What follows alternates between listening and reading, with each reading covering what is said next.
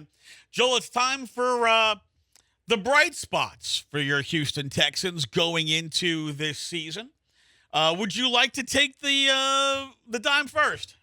Well, I think the first one that I would say is the easiest, and that is regardless of the quarterback situation, Mr. Pierce has given you every reason to believe that there's going to be a running game for this year's Houston Texans, which was non-existent a year ago.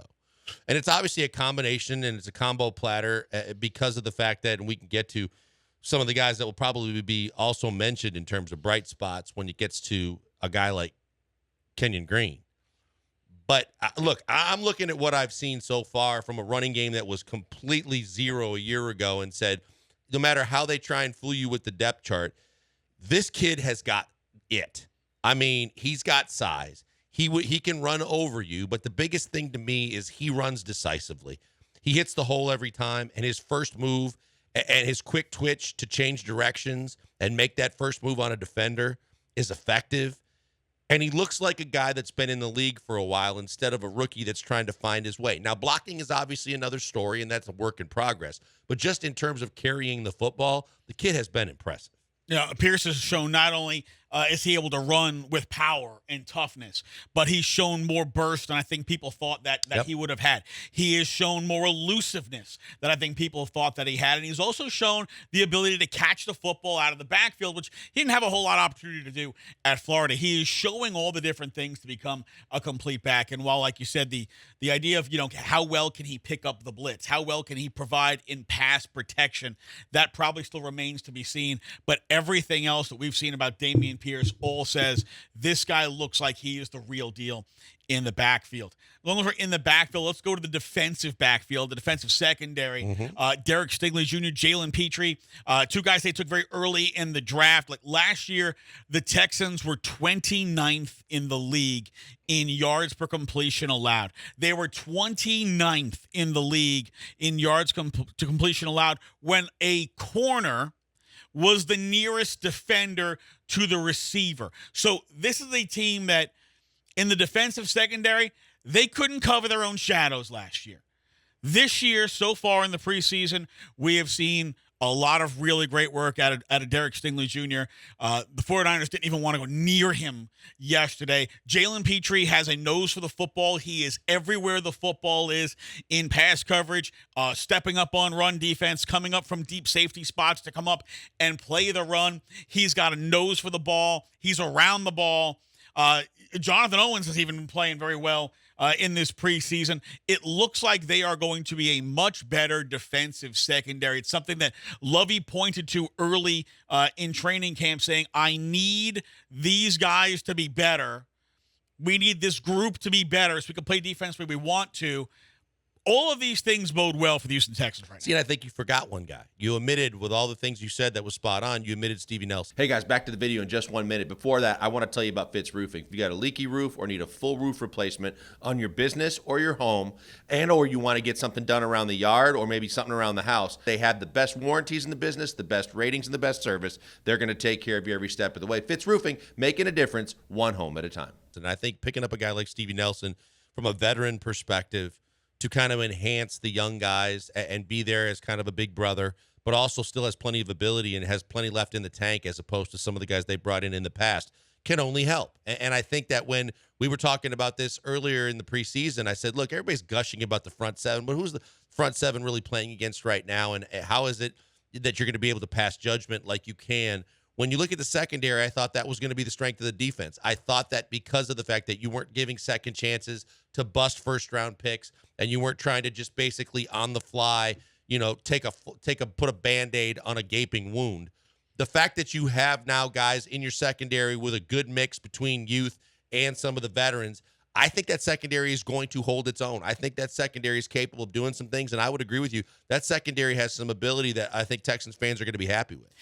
The secondary and the pass rush, they kind of play off each other, right? When you have a big pass rush, guys don't have to cover as long. When you have guys who can cover, it buys the guys rushing the quarterback a little bit extra time to be able to go get the quarterback. Last year, guys were running free all over the place. Nobody ever had time to get home to the quarterback, and they didn't have very many sacks. So far in the preseason, we're seeing guys get sacks. We're seeing some of the rookies get sacks. We're seeing some of the unheralded guys get sacks. And part of that is they've got a little bit better scheme. They've got a little bit higher motors than guys we've seen in the past when you got a bunch of veterans here on a one-year deal who know they aren't here long-term. The other part of it is the guys are not open. They are much better in coverage. There are not just guys just running wide open all over the field. The quarterback has to get off that first look. And when you got to get off that first look and start going to your 2 and 3, that's an extra second and a half that a pass rusher has to come and get you. And the Texans have been getting home. No question. And I think that the next one that came to mind that ties into my first one, which is the offensive line. And the fact that, even when they brought in James Campin, who was an experienced offensive line coach, you would have thought that he would have been very adamant and staunch about guys playing their given positions, their best position, and not playing multiple positions and being able to be uprooted and positioned somewhere else based on injury. But that's exactly what continued to happen for the Texans a year ago. What looks like it's going to happen this year, which might be the biggest positive, but when you throw in adding a first-round pick in the top 15, when you throw in you hope to be a healthy Laramie Tunsil, when you look at putting Howard in his rightful position at right tackle, and you look at the continuity that can happen with this offensive line and the ability being better than it's been in the past, and also as it relates to the running game, when you draft a guard in the top 15 of the first round and you realize you now have a guy that's capable of creating the holes that guys like Pierce are going to bust through, that we've seen in this preseason where we have seen them have a lot of success running the football, which creates balance for Davis Mills and gives him more opportunities to do other things for Pep Hamilton as well. I think that's a huge key. I think the fact that these guys will be put in their rightful positions and they will continue with each passing week. They will get more on the same page with one another. They will build more continuity through more reps. And I think you're going to see one of the better offensive lines that this franchise has seen over the last 5 to 7 years. I was really impressed with Kenyon Green last night, and he didn't get into the game until their second to last possession of the first half.